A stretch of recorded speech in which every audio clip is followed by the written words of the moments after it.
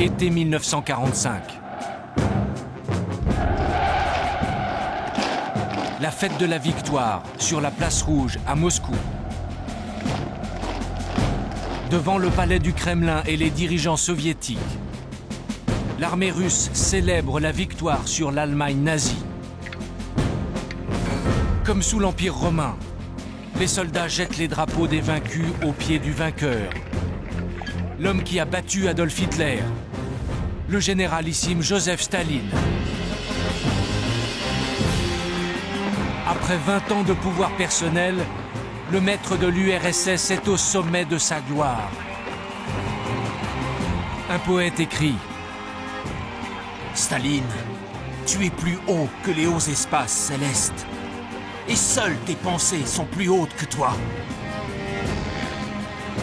Ton esprit, Staline, est plus lumineux que le soleil. On l'appelle le petit père des peuples. Dans le monde entier, il incarne l'espoir d'une société plus juste. Il est l'idole de centaines de millions de personnes. En France aussi, on chante ses louanges. Oui, de tout notre cœur, nous proclamons notre amour ardent pour Staline et nous l'assurons de notre confiance inébranlable.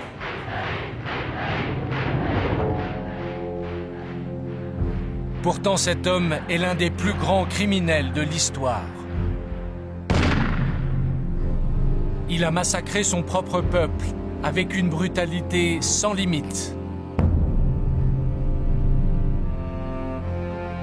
Nous anéantirons sans pitié quiconque menace par les faits ou même par la pensée l'unité de l'État. Il a créé le goulag et réduit en esclavage 18 millions de personnes. Il faut trancher les membres nuisibles du parti pour le préserver de la maladie et de l'infection.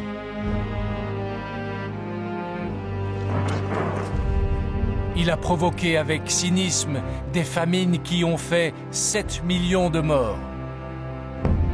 La mort résout tous les problèmes. Plus d'hommes, plus de problèmes. Il a sacrifié sa famille à son propre pouvoir. Un vrai bolchevique ne devrait pas avoir de famille. Nous allons vous raconter l'histoire incroyable de ce fils d'un petit artisan devenu l'un des personnages les plus puissants de la planète. Nous allons vous raconter comment cet homme, qui déclarait faire le bonheur de son peuple, est devenu, à force de mégalomanie et de fanatisme, l'un des dictateurs les plus sanglants que l'humanité ait connu.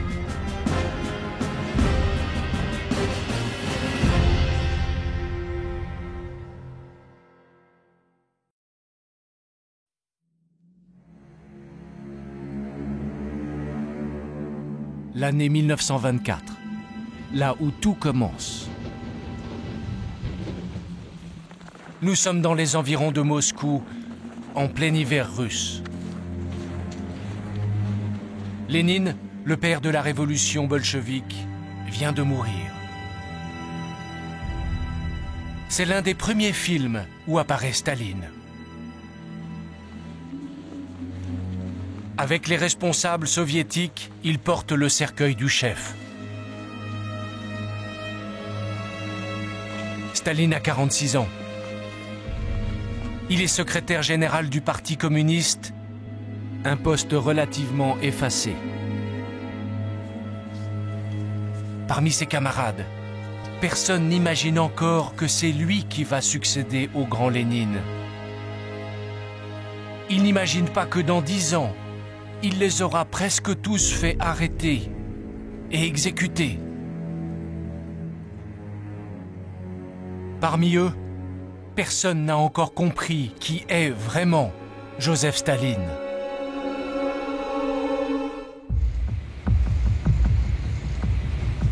Pour ses camarades, c'est un personnage insignifiant. L'un d'entre eux déclare: Staline est la plus éminente médiocrité de notre parti. Un autre confirme. Nous ne craignons pas Staline. Aussitôt qu'il voudra prendre de grands airs, nous l'éliminerons. Depuis toujours, Staline cache son jeu.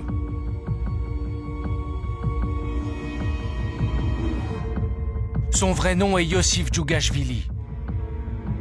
Il est né en 1878, au temps des tsars.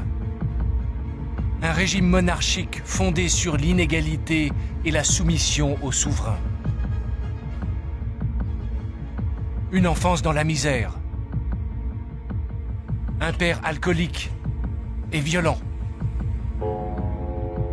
Éduqué par les moines orthodoxes, il a basculé très tôt dans la lutte contre le tsar et a pris le nom de Staline, l'homme d'acier.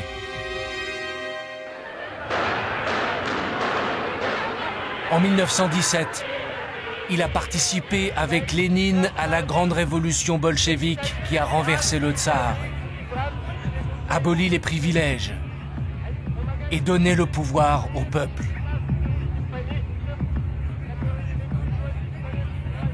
Dans l'ombre de Lénine, il n'attend qu'une occasion pour prendre le pouvoir.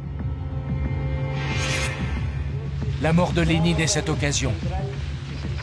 En 1924, il réussit par des manœuvres dans le parti à écarter le plus haut personnage du moment, Trotsky, avant de l'exiler vers le Kazakhstan.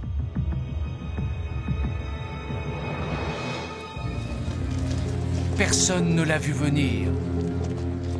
Mais Staline, en quelques semaines, s'est emparé du pouvoir. Il ne le quittera plus. Il choisit de s'installer ici, dans la citadelle du Kremlin, l'ancien palais des tsars.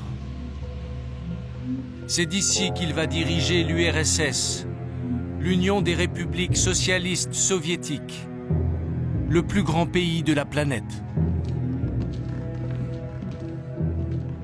Avec quelques fidèles qui vont le suivre aveuglément pendant près de 30 ans. Il veut aller plus loin, beaucoup plus loin que Lénine. Il veut changer le cours de l'histoire et sa détermination est totale. Nous, les bolcheviks, nous sommes d'une race spéciale. L'élément personnel ne vaut pas un clou. N'en doutez pas, camarades. Je suis prêt à consacrer à la classe ouvrière toute ma force et chaque goutte de mon sang.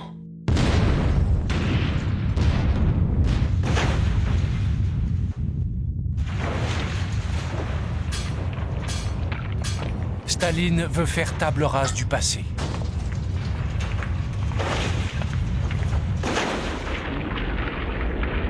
Il supprime brutalement les traces de la vieille Russie que la Révolution avait épargnées. Il décrète que la religion est contraire aux intérêts du peuple.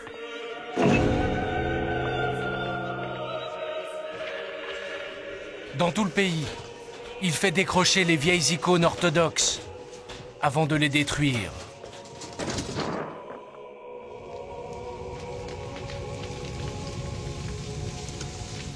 À la place de l'ordre ancien, il nourrit un projet radical. Réaliser le communisme. Une société idéale, heureuse et saine, sans aucun riche ni pauvre. Un monde où tout est mis en commun, où chacun a les mêmes chances à la naissance, où la santé et l'éducation sont accessibles à tous. Pour l'Union soviétique, il éprouve une ambition sans bornes. La vieille Russie a toujours été battue à cause de son retard. Ralentir le rythme signifie être à la traîne. Et les traînards seront battus. Nous, en Union soviétique, nous ne voulons plus être battus.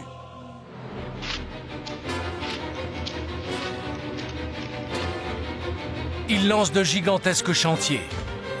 Gratte-ciel, métro, chemin de fer, barrages, centrales électriques.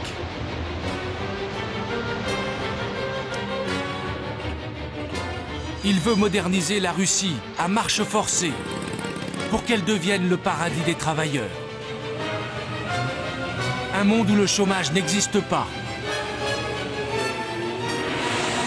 et où chaque ouvrier peut offrir une existence décente à sa famille.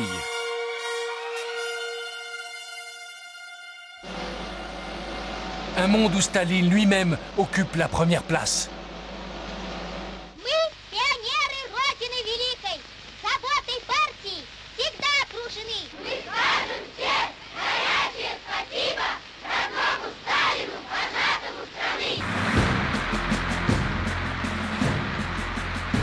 Staline est le guide éclairé des communistes. Son portrait est partout. Dans les usines, sur les trains, dans toutes les salles de classe et même dans les salles à manger. Il doit être parfait car il représente la réussite du communisme. Il a lui-même corrigé sa biographie officielle, vendue à des millions d'exemplaires. Sur les épreuves, il a noté à la main. Ajoutez la phrase « Staline est le plus grand capitaine de tous les temps et de tous les peuples ».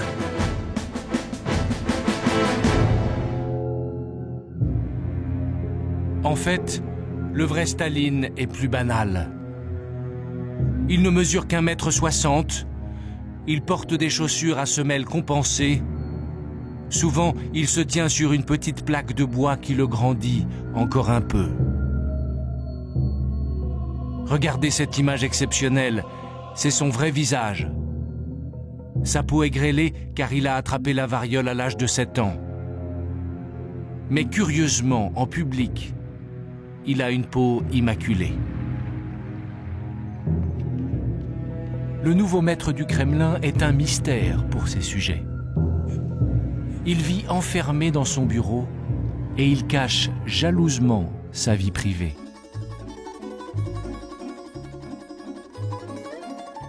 Voici les seules photos qui nous sont restées de sa femme, Nadia, une ancienne camarade de lutte, de 22 ans sa cadette. Avec Nadia, il a eu 2 enfants, Vassili et Svetlana. Il leur consacre peu de temps, mais il exerce sur sa petite fille une véritable fascination. Du moment que papa m'aime, ça m'est égal que le monde entier me déteste.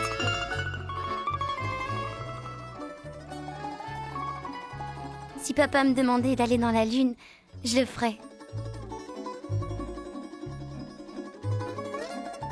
Quelques rares photos nous montrent Staline dans ses moments de détente, pendant les vacances d'été, quand il emmène ses adjoints sur la mer Noire dans des villas du parti.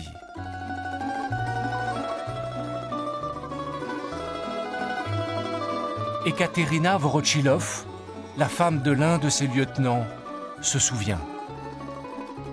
Staline aimait les expéditions dans la nature. Il nous emmenait en voiture et on s'installait à côté d'une rivière. On allumait un feu, on faisait griller de la viande en plaisantant et en chantant. C'était vraiment le bon temps.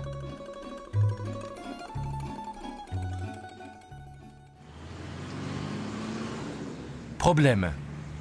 Pour Staline, dès les premières années, les mauvaises nouvelles s'accumulent. Sa politique se révèle décevante.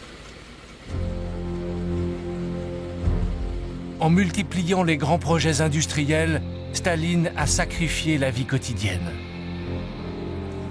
La population russe augmente, mais la construction de logements ne suit pas.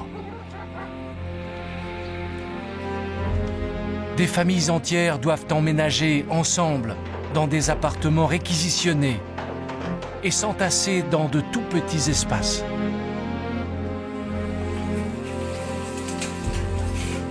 le niveau de vie se détériore. Pour preuve, ces images tournées clandestinement dans les rues de Moscou. Elles constituent un des rares témoignages de la pauvreté au début des années 30.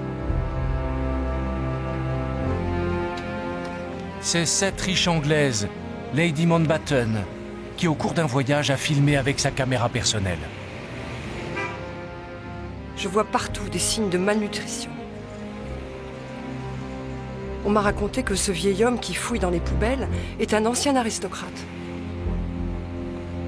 Et que celui-ci était un professeur réputé à l'époque des tsars. Voici un petit garçon qui est tout seul et qui me demande de l'aide. Les vitrines des magasins sont presque vides. Surtout, les files d'attente sont interminables.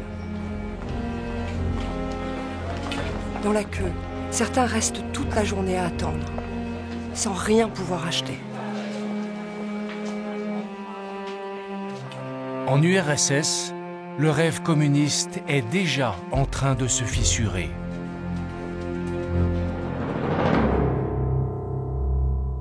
Mais au Kremlin, Staline ne veut rien entendre. Pour lui, l'échec n'existe pas. Si le système est défaillant, c'est qu'on sabote sa politique. Il cherche des coupables chez les responsables de l'économie, comme le commissaire aux finances, Bryukhanov, qu'il juge incompétent et qu'un collaborateur a dessiné en fâcheuse posture. En marge du dessin, Staline écrit: Pour tous ces péchés, passés et présents, pendez Bryukhanov par les testicules. Si elles tiennent, considérez-le comme acquitté par le tribunal. Si elles lâchent, jetez-le dans la rivière.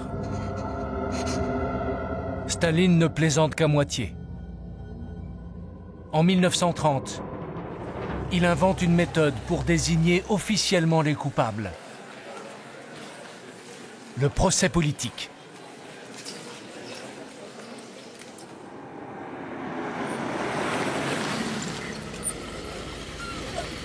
Les accusés sont des scientifiques, des ingénieurs, des hauts fonctionnaires. Ils sont tous compétents, mais Staline les accuse d'avoir saboté l'économie soviétique.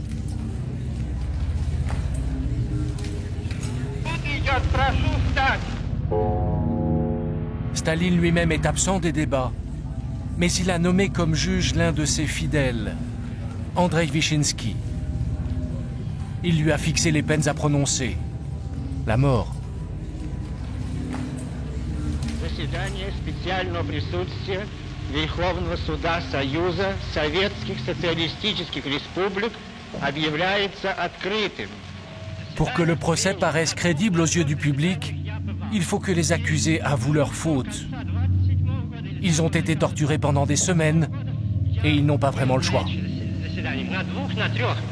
В дальнейшем я уж вам в самом основном в своем показании объяснил, что контрреволюционное настроение у меня по адресу советской власти все время меня не оставляло. Я сознаю вполне, что я заслужил самое тяжелое наказание. Pour le procureur, c'est maintenant un jeu d'enfant. Государственное обвинение требует от специального присутствия Верховного суда расстрела всех до одного посмертия. Après plusieurs jours de gesticulation, le juge prononce le verdict. Il sait que Staline observe sa prestation, d'où une certaine émotion. Калинникова Ивана Андреевича, согласно статьям 58.3, 58.4, 58.6, 58.11 Уголовного кодекса РСФСР, к высшей мере наказания, к высшей мере социальной защиты, расстрел, конфискация всего имущества. Пятое. Черновского Николая... Leur peine sera commuée en 10 ans de prison. Mais le message est clair. Ceux qui s'opposent à Staline seront brutalement écrasés.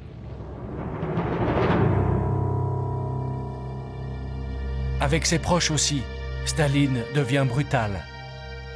Ses relations avec son fils aîné, Yakov, né d'un premier mariage, sont glaciales. Il a récemment fait une tentative de suicide. Son père n'a montré aucune compassion. Dire qu'il n'a même pas pu viser juste. Je ne peux rien avoir en commun avec lui.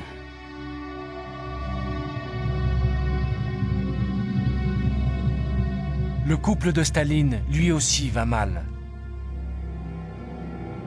Sa femme Nadia est fragile. Elle souffre d'être rabrouée en permanence par son mari. Au cours d'une dispute où Staline l'a insultée, elle s'emporte. Tu es un bourreau. Voilà ce que tu es. Tu tourmentes ton propre fils, ta femme, le peuple russe. Il est impossible de vivre avec toi. Après 14 ans de vie commune, Nadia est à bout de force.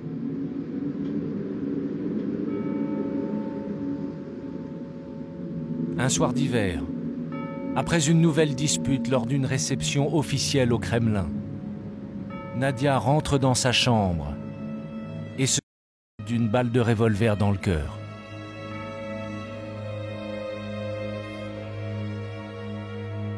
La vérité restera cachée pendant 60 ans.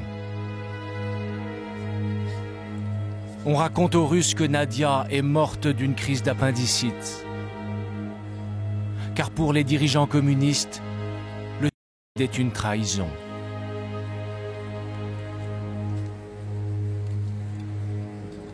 Même son amie Paulina Molotov la condamne. Nadia a eu tort. Elle quitte Staline à un moment si difficile. Staline n'est pas resté à l'enterrement. Il est anéanti. Oh Nadia. Nadia, comme nous avions besoin de toi, moi et les enfants. Elle m'a abandonné comme un ennemi. Elle a fait de moi un infirme. Elle a brisé ma vie.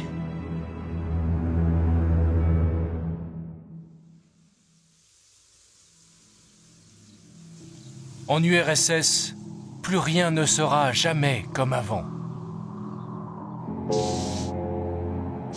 Staline était brutal. Désormais, il sera impitoyable. Les premiers visés sont les paysans qui refusent de céder leurs terres à l'État et de rejoindre les kolkhozes, ces immenses coopératives où tout est mis en commun, sous contrôle du parti.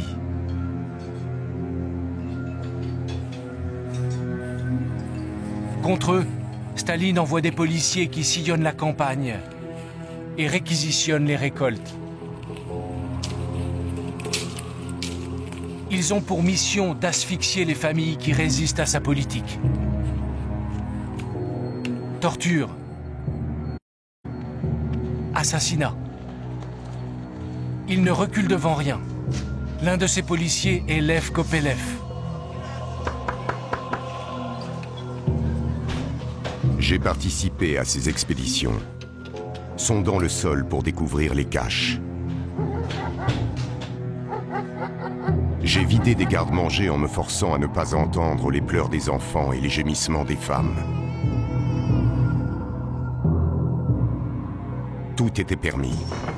Détruire, mentir, voler.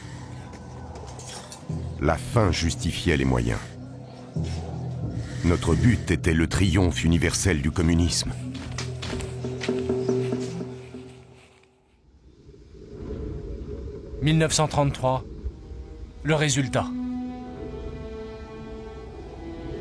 Les réquisitions de Staline provoquent une tragédie en Ukraine. Cette région, l'une des plus riches d'Europe, a déjà été ravagée par la famine dans les années 20, sous Lénine. Mais cette fois, l'hécatombe va prendre des proportions inimaginables. les paysans n'ont plus rien à manger. Un père écrit à son fils à Moscou. Mon cher fils, je t'écris pour t'apprendre que ta mère est morte. Elle est morte de faim après des mois de souffrance. Et moi-même, je n'en ai plus pour longtemps.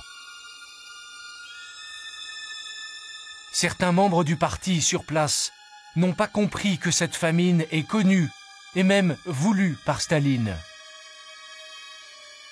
Ils protestent. Est-ce que le camarade Staline,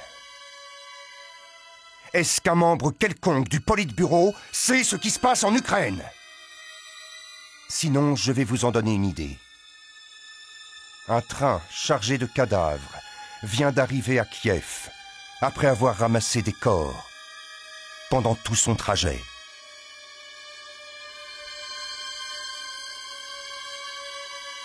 À Moscou, Staline a décidé d'en finir avec les Ukrainiens qui résistent encore à sa politique.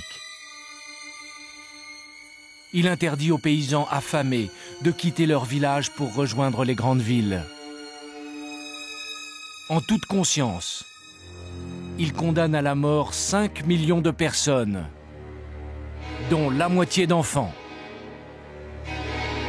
C'est l'un des plus grands massacres du siècle.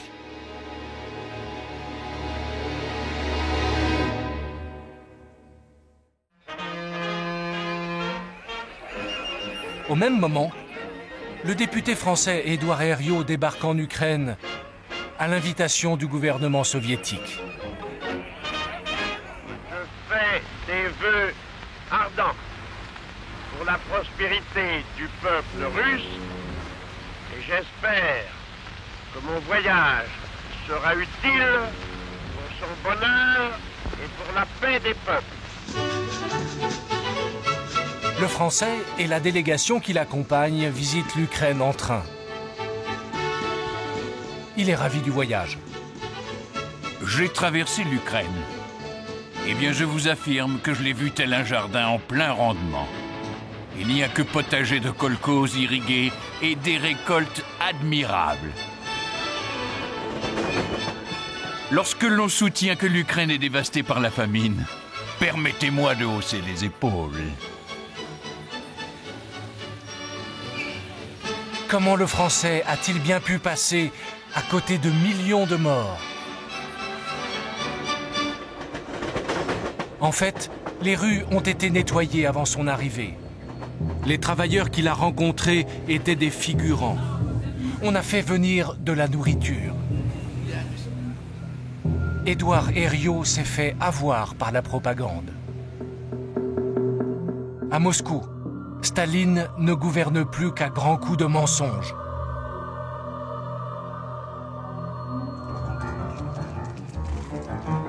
Il a confié une mission aux journalistes et aux cinéastes. Ils ne doivent plus décrire le monde comme il est, mais comme il devrait être. La récolte est mauvaise. On fait filmer des paysans radieux dans des champs magnifiques.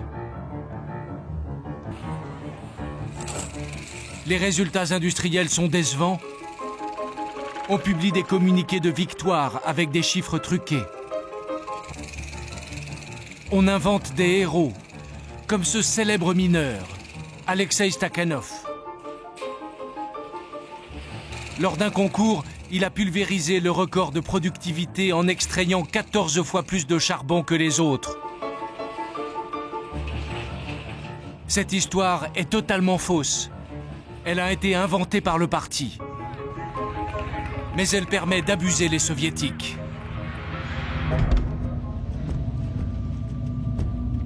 En fait, l'URSS n'est plus qu'un gigantesque État policier. Les agents de Staline sont partout. Ils contrôlent toute la société.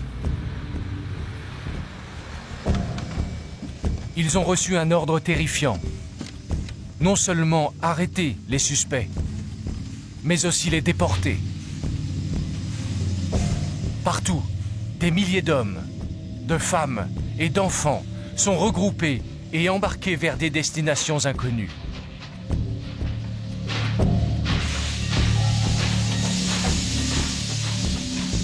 un enfant se souvient.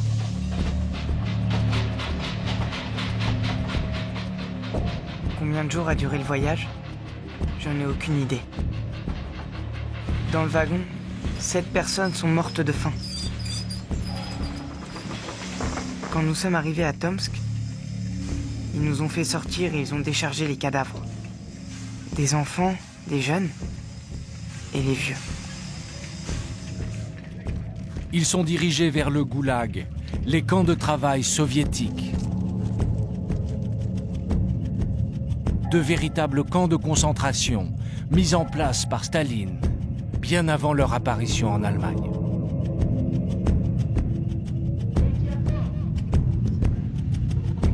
Ce sont tous des ennemis de la Révolution. Du moins, officiellement. En réalité, de simples citoyens. Des notables. Des religieux qui n'ont rien à se reprocher, mais n'entrent pas dans le moule du régime. Ils sont mélangés aux prisonniers de droit commun. Dans le parti, on appelle ça la rééducation par le travail. Et on en est fier.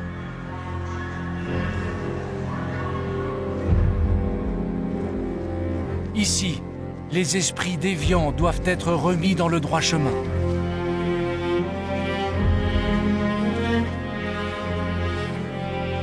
En fait, ces prisonniers sont transformés en esclaves.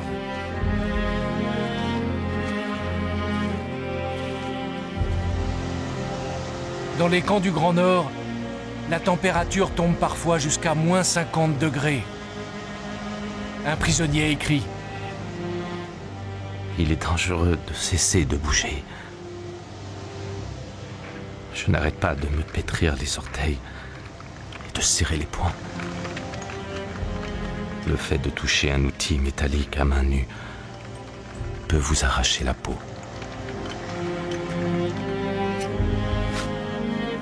Mariaïov est à bout de force. C'est une prisonnière politique. Notre équipe est composée d'intellectuels. Mais parmi ces épouvantails, qui reconnaîtra les violonistes, les harpistes, les scientifiques? Nous sommes dans un état constant d'hébétude et d'abrutissement.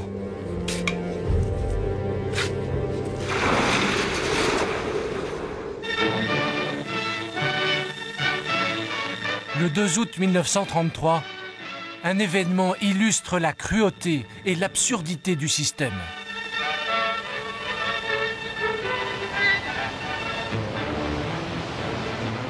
Ce jour-là, on inaugure le canal Staline. 200 km de voies navigables qui relient la mer Blanche à la mer Baltique.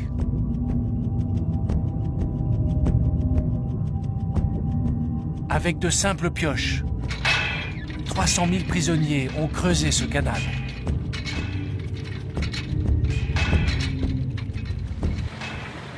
Fait exceptionnel, Staline a choisi de se déplacer. Il veut faire du canal qui porte son nom le symbole de sa réussite. En théorie, c'est un exploit technique. Le délai de construction du canal de Panama a été pulvérisé. En fait, c'est une nouvelle tragédie. 30 000 prisonniers, soit 1 sur 10, sont morts pendant le chantier. Et ils sont morts pour rien. Cela paraît difficile à croire, mais pour terminer dans les délais fixés par Staline, le canal n'a pas été creusé assez profond.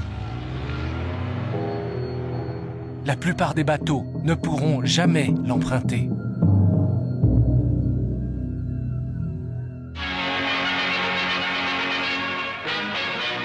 À l'étranger, on est loin d'imaginer l'horreur du système stalinien.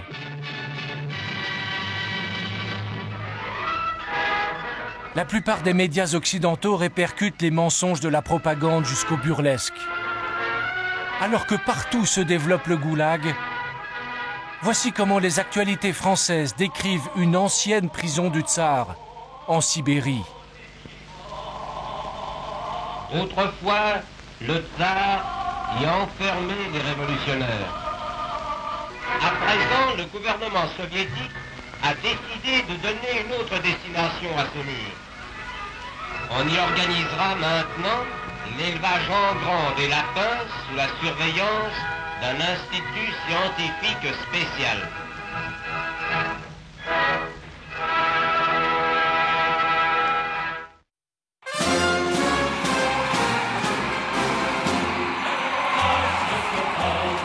Intoxiqués par la propagande, chaque année, des délégations communistes venues du monde entier et notamment de France viennent saluer, à Moscou, le petit père des peuples.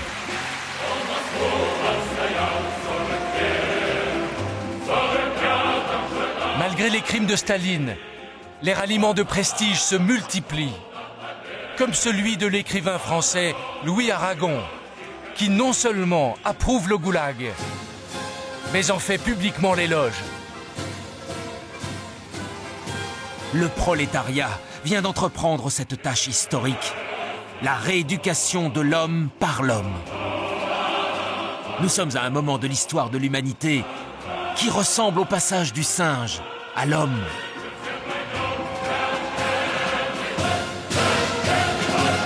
Pour le parti bolchevique et son chef Staline, il pipi!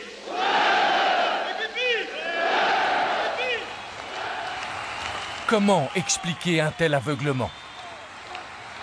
Au congrès de 1935, à Moscou, le discours de Maurice Thorez, le chef du Parti communiste français, donne l'explication. Staline a rendu leur fierté aux ouvriers. Comprenez, camarades, pendant un moment, il arrivait que les ouvriers communistes ne sachent pas comment répondre dans les usines, ne sachent pas comment se défendre contre tels reproches ou telles accusations. Il était un moment où, en raison du sectarisme desséchant, ils n'avaient pas les moyens de répondre. Il n'y avait plus d'harmonie entre eux et la grande masse des ouvriers. Maintenant, ils sont fiers, ils parlent, ils répondent, ils donnent les arguments. On les considère dans les usines. On dit ceux-là sont les communistes. Ceux-là sont ceux qui organisent le Front unique et le Front populaire. Nous sommes sûrs de la victoire, car à la barre de notre navire est entre les mains fermes du plus grand des pilotes, de notre cher et grand Staline. Aveuglé par son idéal communiste, le Français n'a pas vu, ou n'a pas voulu voir, que Staline a depuis longtemps déjà tourné la page. Et que son seul but est maintenant de consolider son pouvoir. Staline a décidé de liquider toute la génération qui lui fait encore de l'ombre. Souvenez-vous, l'enterrement de Lénine en 1924. La plupart de ceux qui portaient le cercueil avec Staline vont mourir. Kamenev et Zinoviev, exécutés. Tomsky, poussé au... Rykov, fusillé. Radek, assassiné. Staline éprouve un certain plaisir à martyriser ses proches. Choisir sa victime. Préparer minutieusement le coup. Assouvir une vengeance implacable. Et ensuite aller se coucher. Il n'y a rien de plus doux au monde. En 1938, il s'attaque à son plus proche compagnon de lutte, son cher Boukharine. C'est un ami de 15 ans, mais il a osé le contredire plusieurs fois. À ses yeux, il est devenu un ennemi. Pour préparer la chute de cette grande figure du régime, il lance le rouleau compresseur de la propagande. Dans tout le pays, on conditionne l'opinion. гнусное дело, которое делали наймиты капитала, озверелые псы фашизма, Бухарин, Риков и их компания. Товарищи, факты, которые я приводила, подтверждают те слова товарища Сталина о том, что наша страна окружена со всех сторон врагами, которые хотят разбить нашу родину, хотят поработить наши народы. Смерть этим врагам, смерть этим паразитам.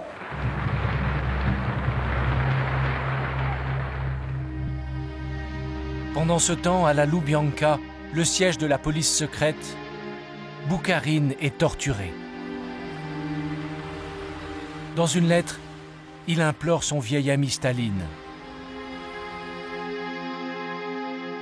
Je t'écris cette lettre, qui est sans doute la dernière. Mon cœur saigne à la pensée que tu puisses croire que je suis vraiment coupable. Je suis prêt à me traîner à genoux et à t'implorer de m'éviter ce procès. Si c'est la mort qui m'attend, je te supplie, au nom de tout ce qui t'est cher, de ne pas me faire fusiller. Je veux moi-même pouvoir absorber du poison. Je t'en supplie.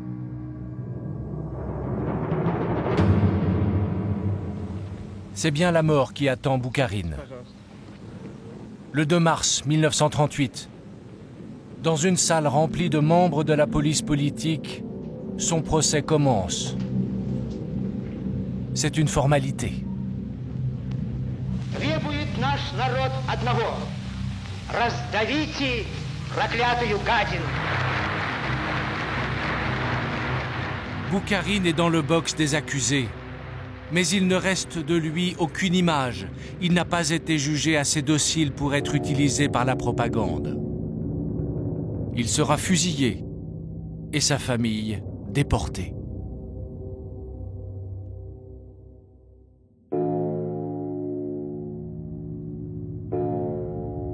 Les purges s'étendent maintenant à toutes les familles d'Union soviétique, sans distinction. Staline voit des ennemis partout. Il est devenu totalement paranoïaque. Contre ceux qu'il soupçonne de menacer son pouvoir, il encourage la délation. Dans chaque village, on doit être prêt à dénoncer son voisin. Et même ses propres parents. Un jeune garçon accuse. Comme pionnier, je suis obligé de vous le dire. Mon père a agi de manière contre-révolutionnaire.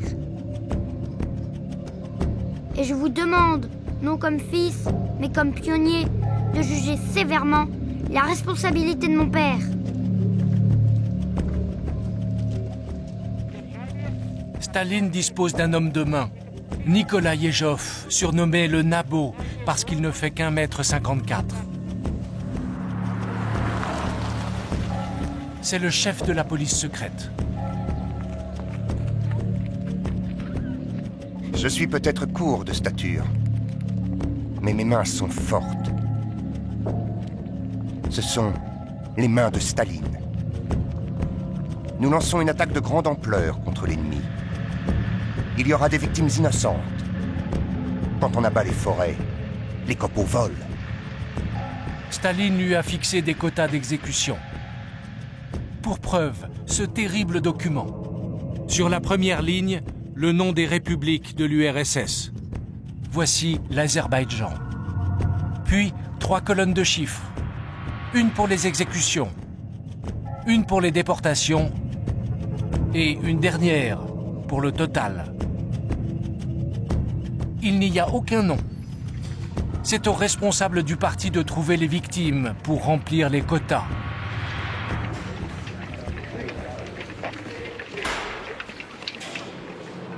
Un dossier pris au hasard dans les archives de la police politique. Non, Sidorov. Patrimoine. Une maison en bois de 8 mètres sur 8.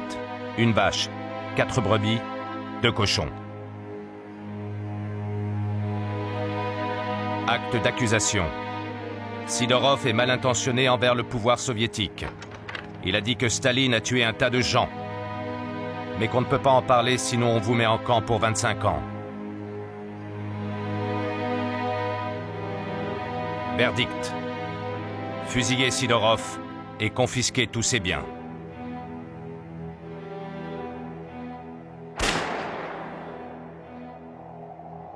On l'appelle la Grande Terreur.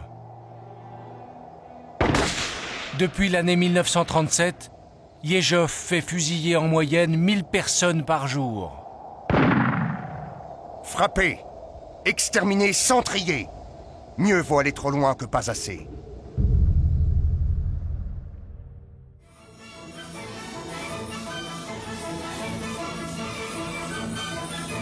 En pleine terreur, la vie continue pourtant comme si de rien n'était. Au théâtre du Bolchoï, on joue le Lac des Cygnes de Tchaïkovski. C'est le ballet préféré de Staline.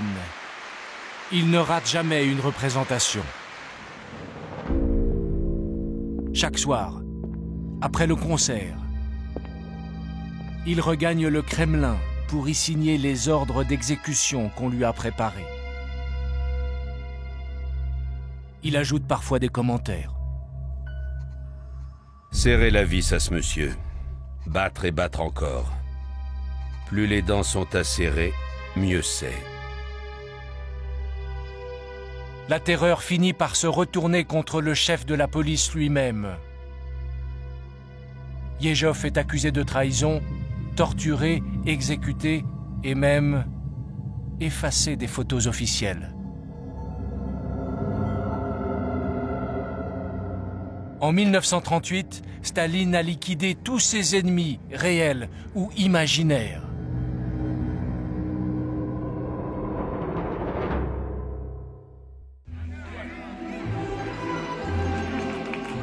Il les a peu à peu remplacés par une nouvelle génération de militants qui lui doivent tout. C'est la nomenclatura. Les hommes nouveaux dont rêvait Staline et sur lesquels il peut compter.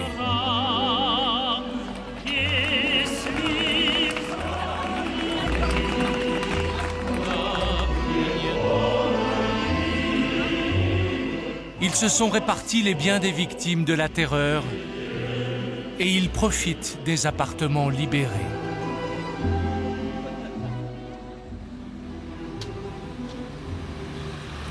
Le 17 mars 1938, 4 jours après la fin du procès Boukharine, nombreux sont ceux qui se rendent en famille à l'aérodrome de Moscou. Militants, fonctionnaires, ils sont tous là pour accueillir un avion russe qui a relié la Russie à l'Amérique en passant par le pôle Nord.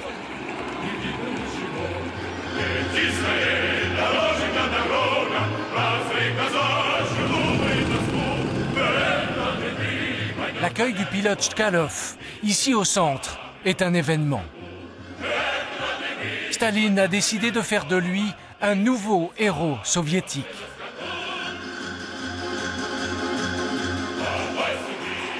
Ce jour-là, dans les rues de Moscou, Chkalov crie son amour au guide suprême. Je suis prêt à mourir pour Staline. S'il faut lui donner nos poumons, nous donnerons nos poumons à Staline. Et s'il faut lui donner notre cœur, nous lui donnerons notre cœur.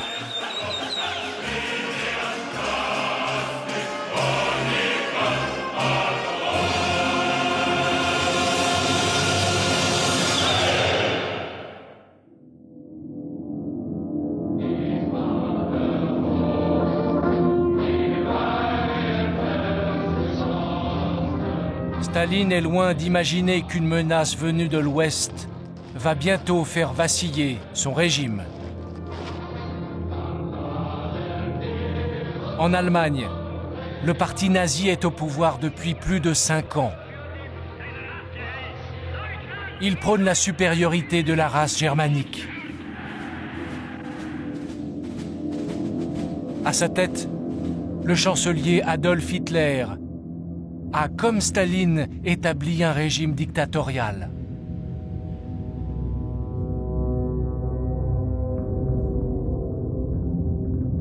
il a déjà annexé l'Autriche. Il veut s'emparer de tous ses pays voisins, dont la France. Mais il rêve surtout d'attaquer l'Union soviétique et d'annexer son territoire au profit du peuple allemand. La mission du mouvement nazi est de détruire le judéo-bolchevisme. Détruire la Russie donnera au peuple allemand un espace vital dont la race des maîtres a besoin pour se nourrir.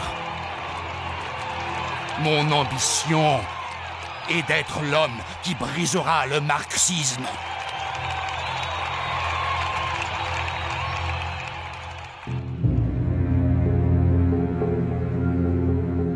Staline finit par réaliser la menace. Mais trop tard. L'URSS n'est pas prête pour un conflit. Son armement est dépassé. Son état-major décimé. Pendant la terreur, il a fait fusiller 20 000 officiers soviétiques.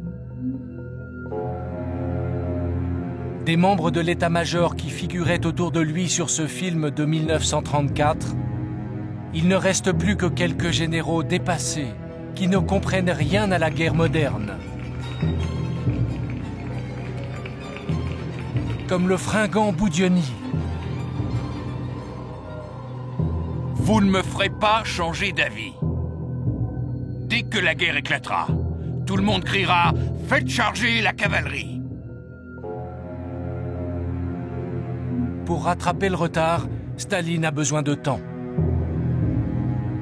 En août 1939, il parvient à s'entendre in extremis avec Ribbentrop, l'envoyé d'Hitler à Moscou.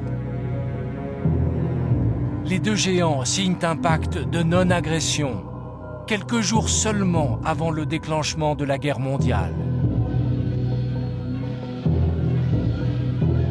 Un accord contre nature, avec beaucoup d'arrière-pensée, mais qui donne un répit à Staline. Tout cela n'est qu'un jeu. À qui mettra l'autre dans sa manche. Vous verrez, la Russie réussira à éviter la guerre avec l'Allemagne pendant encore un moment.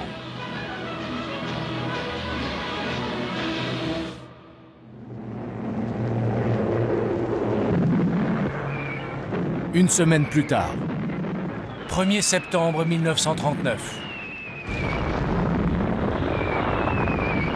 L'armée allemande attaque la Pologne. C'est le début de la Seconde Guerre mondiale.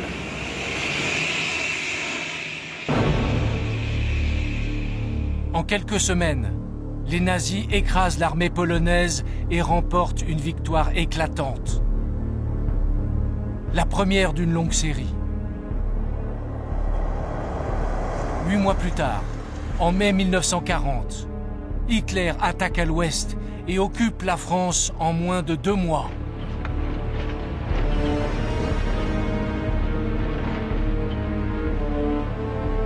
Dans la moitié de l'Europe, il fait appliquer sa loi. Occupation militaire, persécution raciale et répression politique.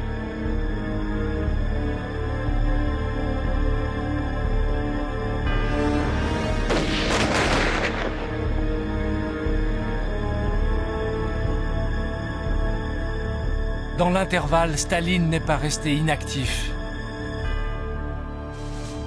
À la faveur du pacte signé avec Hitler, il s'est approprié de nouveaux territoires.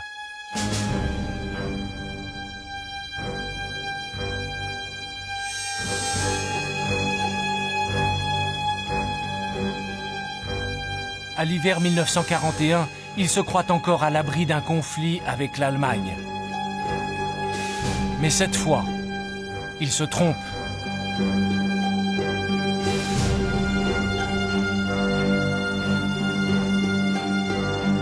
C'est le moment où Hitler décide de réaliser son vieux rêve. Détruire l'Union soviétique.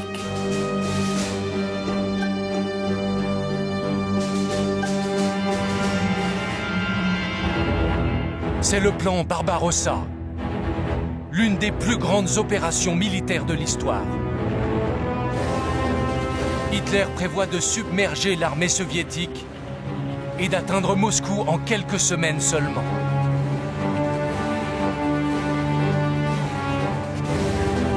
Dès le printemps, l'armée allemande se met en ordre de bataille à la frontière. Sur place, des généraux soviétiques observent les mouvements de troupes. Ils donnent l'alerte et demandent l'autorisation de déployer des soldats.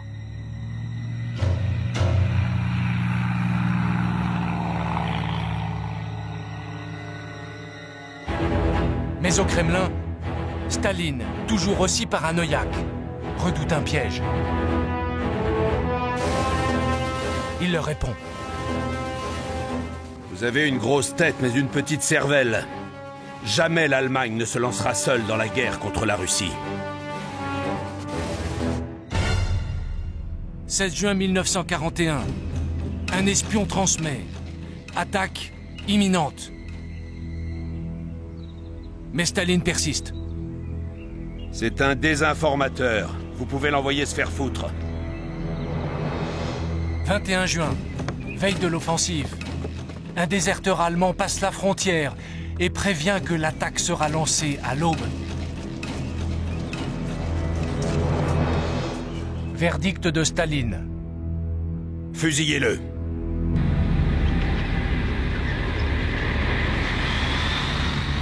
« 22 juin 1941, l'invasion commence. «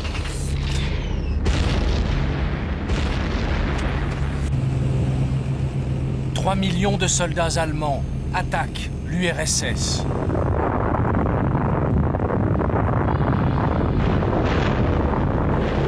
Dès les premières heures, ils détruisent 1 millier d'avions au sol.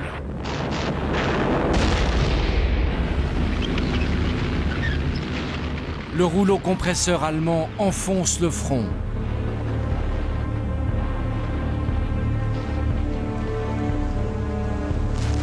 Dans un village, une femme est prise au piège.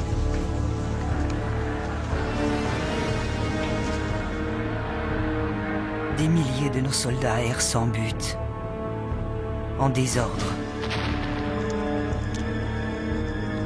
Nos dirigeants s'en vont. On nous abandonne à la mort. Symbole de la déroute, le fils aîné de Staline, Yakov, est fait prisonnier alors qu'il s'enfuit déguisé en paysan.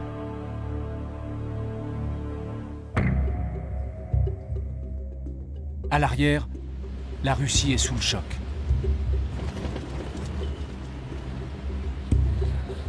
Pour tenter de comprendre, la population se rue sur les journaux. Tous attendent la réaction de Staline, mais elle ne vient pas. Les moscovites, comme le jeune Guéna, essayent d'en savoir plus. On est rivés à la radio.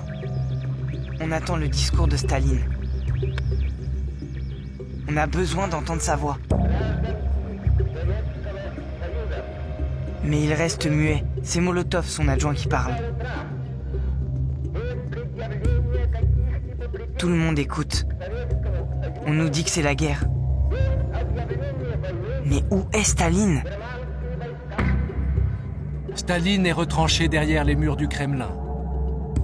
Il est anéanti. Tout est perdu. Lénine avait fondé notre État et nous avons tout foutu en l'air. Il nous avait laissé un héritage fantastique. Et on l'a bousillé. Par ses erreurs répétées, Staline est personnellement responsable du désastre. Mais il ne veut pas l'admettre. Comme à son habitude, il cherche des coupables. Ces milliers de soldats qui se rendent sont considérés comme des traîtres. Leurs familles seront déportées. Contre les déserteurs, il envoie sur le front des unités spéciales chargées de surveiller les soldats et il leur donne des ordres explicites.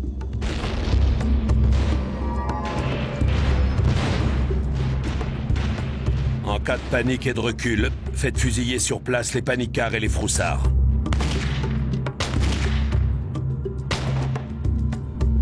En quelques semaines, Staline enchaîne les mauvaises décisions. En Ukraine, il interdit à ses généraux d'évacuer la ville de Kiev. Résultat, 5 jours plus tard, les nazis capturent 500 000 soldats.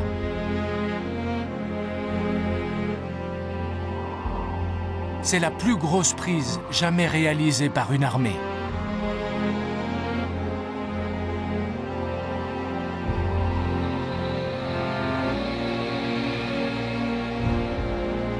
En octobre 1941, 4 mois après le début de l'offensive Barbarossa, Hitler a presque gagné son pari.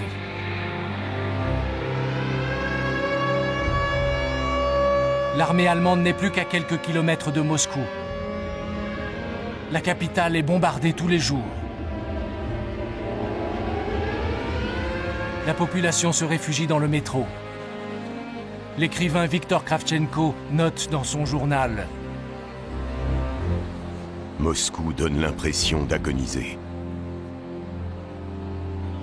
La panique règne, et il circule les bruits les plus incroyables.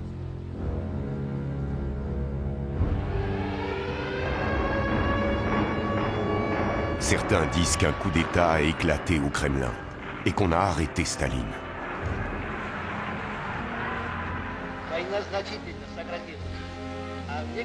En fait, Staline s'est lui aussi réfugié dans le métro. C'est ici, alors que tous ses fidèles le pressent d'évacuer la capitale, qu'il prend une décision qui va tout changer.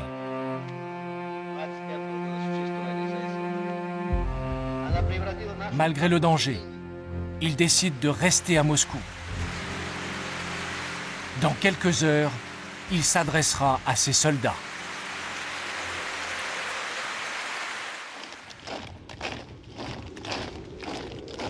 « 7 novembre, 8 heures du matin. Des régiments rejoignent la place rouge, en pleine tempête de neige, à l'appel de Staline.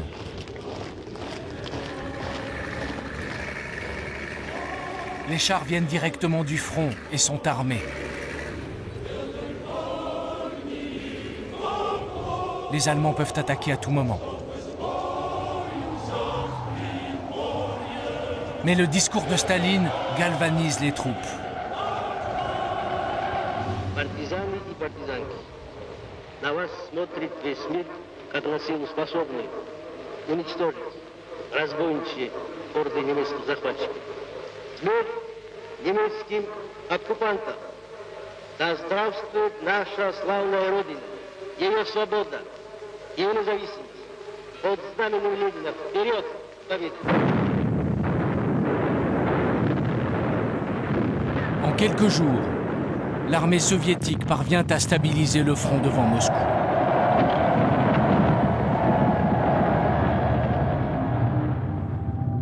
Mais ce n'est que 10 mois plus tard, à l'été 1942, que va se jouer l'une des plus grandes batailles du siècle.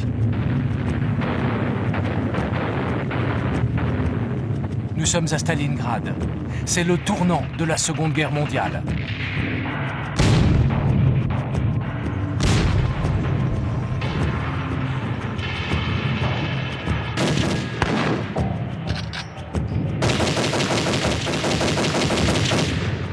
Les Allemands, qui n'ont pas réussi à faire tomber Moscou, veulent conquérir ce point de passage vers le pétrole de la mer Caspienne.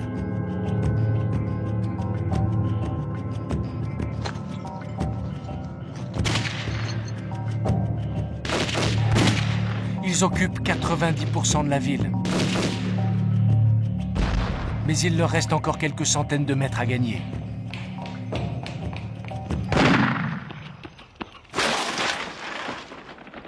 En face, les Soviétiques leur opposent une résistance acharnée.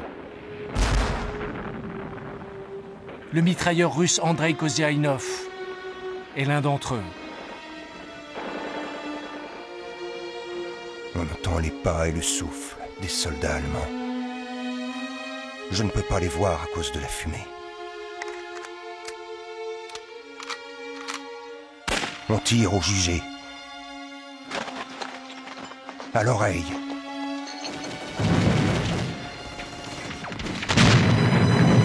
Ma tête bourdonne.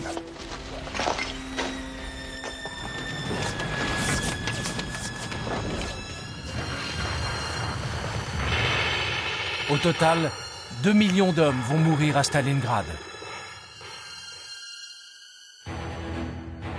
Pour la première fois depuis le début de la guerre, Staline sagement a décidé de ne pas intervenir lui-même et de laisser faire son chef d'état-major, le général Zhukov. Zhukov a un plan de bataille. Il veut prendre au piège les Allemands dans la ville qu'ils viennent de conquérir.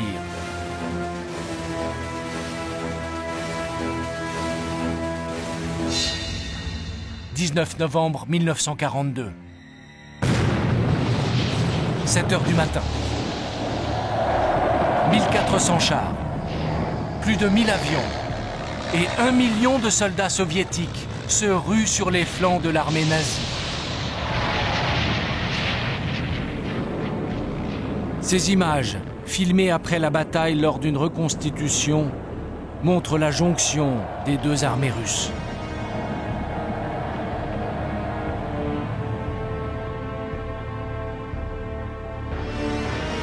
Quelques semaines plus tard, 300 000 soldats allemands encerclés, mal équipés et affamés finissent par se rendre avec leur chef, le maréchal von Paulus.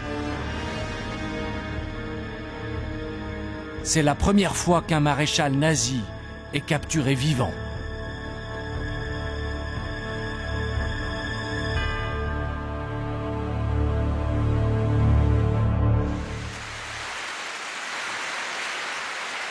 Pour Staline, c'est un miracle.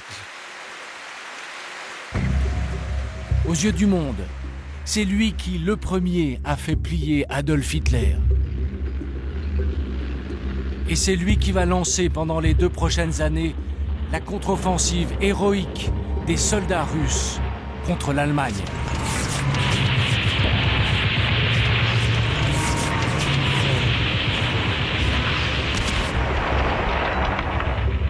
Malgré ses crimes, malgré son pacte en 1939 avec Hitler, Staline est devenu incontournable.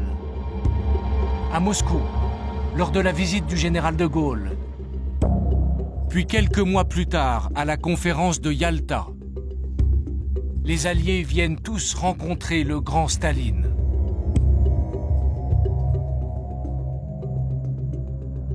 Le Britannique Churchill porte un toast.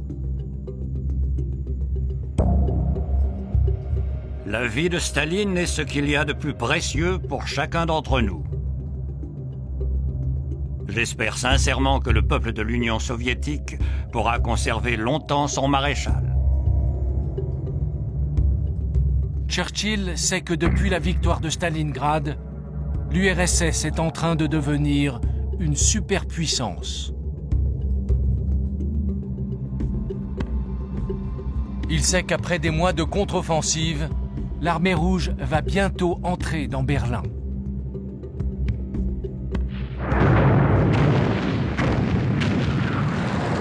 Nous sommes au printemps 1945. Ces armes terrifiantes, les orgues de Staline, pilonnent la capitale allemande.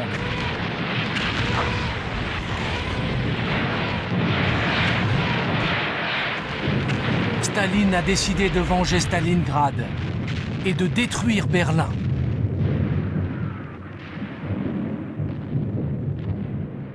Devant une telle puissance de feu, l'Allemagne finit par capituler le 8 mai 1945.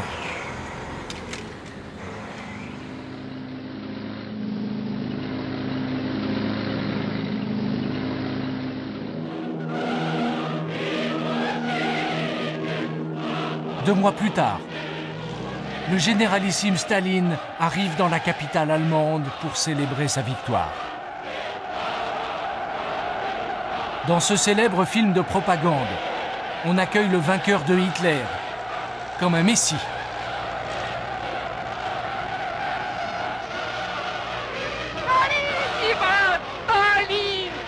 En fait, c'est une fiction où Staline est joué par un sosie.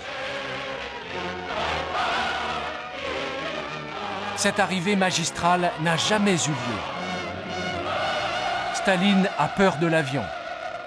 Et contrairement à ces images, il déteste la foule. Товарищи, сегодня мы празднуем великую победу над германским фашизмом. Le vrai Staline s'est lui rendu en train blindé à Potsdam, dans la banlieue de Berlin, où 5000 policiers sont mobilisés pour son arrivée. Il est obsédé par les attentats. S'il a accepté de sortir de son pays pour la première fois en 30 ans, c'est que l'occasion en vaut la peine. Il a rendez-vous autour de la table de négociation avec ses alliés américains et britanniques. Depuis la conférence de Yalta, il exige purement et simplement la moitié de l'Europe, c'est-à-dire tous les pays que son armée a libérés pendant la guerre. L'exigence de Staline est acceptée par les Alliés. La domination soviétique de l'Europe de l'Est peut commencer. Elle va durer près d'un demi-siècle.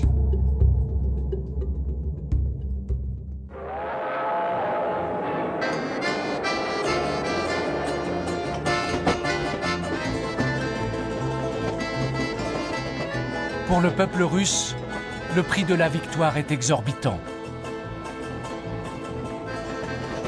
Le conflit a anéanti 70 000 villages et tué 26 millions de personnes.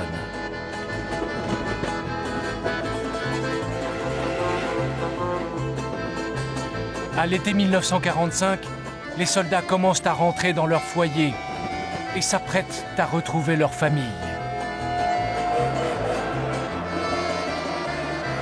Un soldat raconte. Les gens hurlent, ils courent, ils pleurent à l'arrivée du train. Les hommes embrassent leurs femmes. Ils prennent dans leurs bras les enfants qu'ils n'ont pas vus grandir. Ils montrent fièrement leurs décorations et leurs blessures.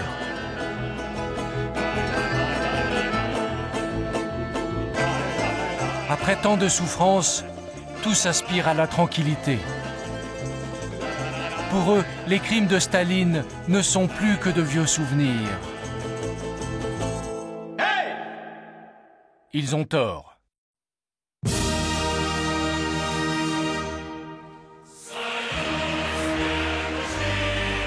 Staline est au sommet de sa puissance. Cela fait plus de 20 ans qu'il dirige l'Union soviétique. Pour la victoire, on lui a préparé un spectacle grandiose, avec des milliers de figurants.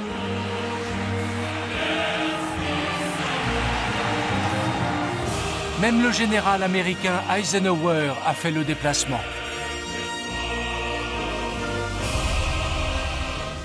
Pourtant, Staline a l'air absent. Sa santé est fragile. Il a des trous de mémoire. Il a fait plusieurs attaques cardiaques. Surtout, c'est un homme seul.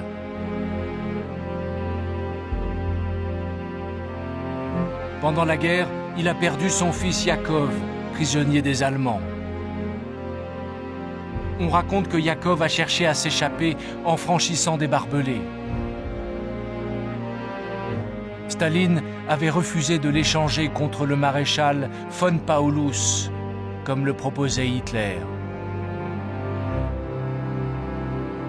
Si j'avais échangé Yakov, qu'auraient dit les millions de pères de famille du parti dont les enfants étaient eux aussi prisonniers? Si j'avais fait ça, j'aurais cessé d'être Staline. Sa vie privée est un désastre. Il ne voit presque plus son deuxième fils, l'aviateur Vassili, qui est devenu alcoolique et qui continue pourtant de survoler la place rouge aux commandes de son avion.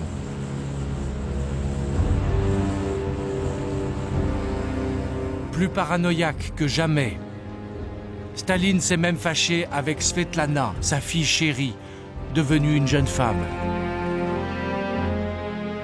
Il ne comprend pas son besoin de s'amuser. Il n'accepte pas ses aventures sentimentales, celles notamment avec le réalisateur juif Alexei Kapler, qu'il a envoyé au goulag.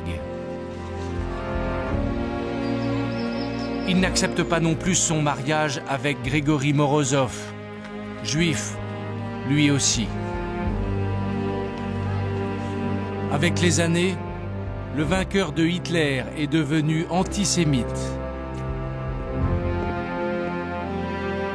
Toute la génération précédente a été contaminée par le sionisme.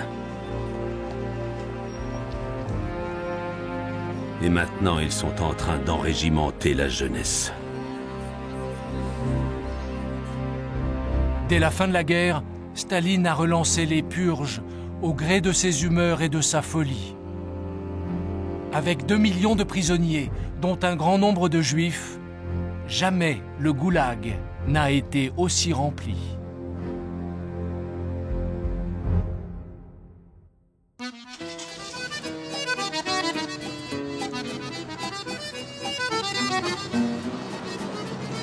En France, les communistes qui se sont battus contre les nazis pendant la guerre continuent de vénérer Staline.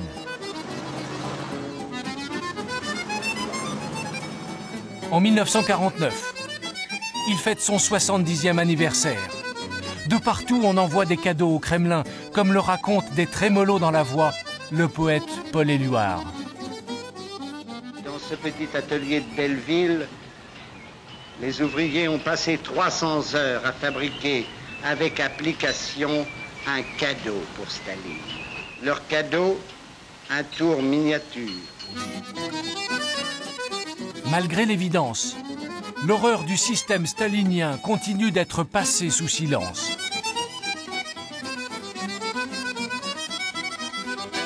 Nous n'avons pas oublié ce que nous avons subi pendant l'occupation nazie.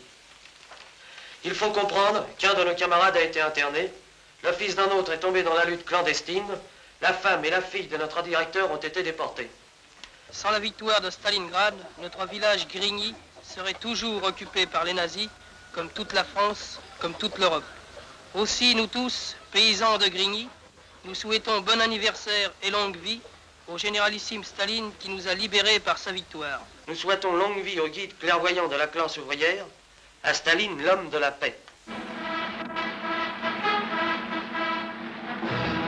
Pour son anniversaire, l'homme de la paix a convoqué à Moscou le gratin communiste international, notamment le chinois Mao Tse-tung. Mais c'est une petite fille de 12 ans qui tient la vedette. Elle s'appelle Natalia. C'est la fille de Poskrebitchev, le secrétaire de Staline. Elle a obtenu l'immense honneur de lire un poème au guide suprême.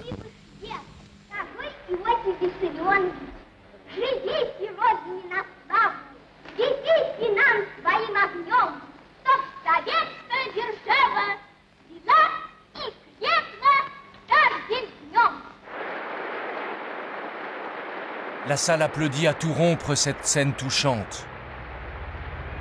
Mais la petite fille ignore un détail cruel. Quelques années plus tôt, Staline a fait fusiller sa mère. À 70 ans, le petit père des peuples se sent plus que jamais indispensable. Que feriez-vous sans moi? Vous êtes aveugles. Des petits chats. Vous ne voyez pas l'ennemi. Le pays mourra parce que vous ne savez pas reconnaître l'ennemi. « 4 mars 1953.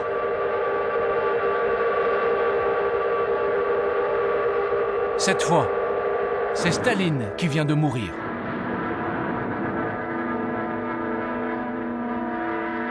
Aucun détail dans les journaux. On ne le saura que plus tard. Staline a agonisé seul dans sa chambre pendant 2 jours, sans personne pour le secourir. Pas même ses médecins, terrorisés à l'idée de prendre une mauvaise décision et d'être fusillé.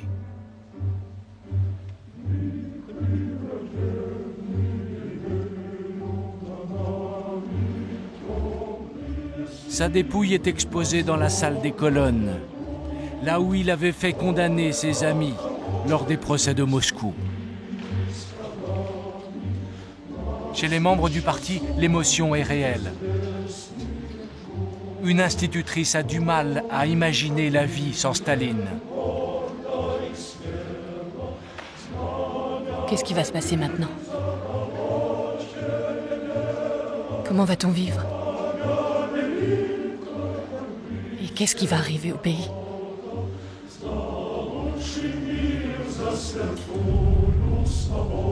Sur la place rouge, les officiels récitent leur discours, comme d'habitude. Окончил свой славный жизненный путь наш учитель и вождь, величайший. Pourtant, malgré les consignes de deuil, loin des caméras, des milliers de victimes de Staline commencent secrètement à se réjouir. Au camp de Vorkouta, à l'extrême nord de la Russie, les déportés se sont mis à genoux en entendant la nouvelle. Que le diable emporte son âme. Grâce à Dieu, aujourd'hui, l'homme à la moustache est parti en enfer. Durant son règne, l'homme qui avait promis le paradis sur terre a provoqué la mort de 20 millions de personnes.